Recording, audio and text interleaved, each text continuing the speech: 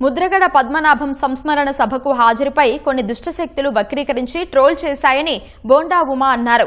విపరీతమైన ట్రోల్స్ దృష్ట్యా పార్టీకి ఏమైనా నష్టం జరిగిందా అని భావించి తనను పిలిచి వివరణ కోరారని తెలిపారు. ఇలాంటి ఘటనలు పునరావృతం కాకుండా చూసుకుంటారని హామీ ఇచ్చినట్లు బోండా ఉమా తెలిపారు.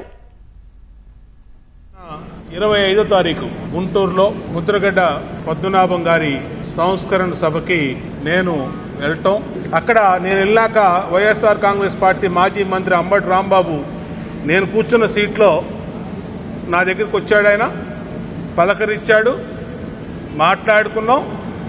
జనసేన వాళ్ళు వచ్చారు, అలాగే వైసీపీ వాళ్ళు వచ్చారు, టీడీపీ వాళ్ళు వచ్చారు, బీజేపీ వాళ్ళు వచ్చారు, అందరూ వచ్చారు. మేము వెళ్ళిన పని సంస్కరణ సభలో నివాళులు అర్పించాం. మమ్మల్ని పిలిచారు కాబట్టి, కాపు జేఏసీ తరఫున ఆ కార్యక్రమం చేశారు కాబట్టి వెళ్ళాం.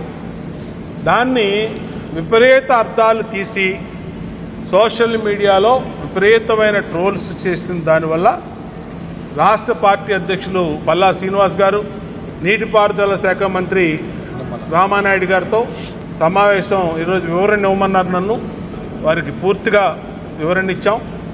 జరిగిన విషయాన్ని వక్రీకరించడం వల్ల కోఆర్డినేషన్ ప్రాబ్లం తప్పితే ఎవరు ఎక్కడ ఇది చేయలేదు.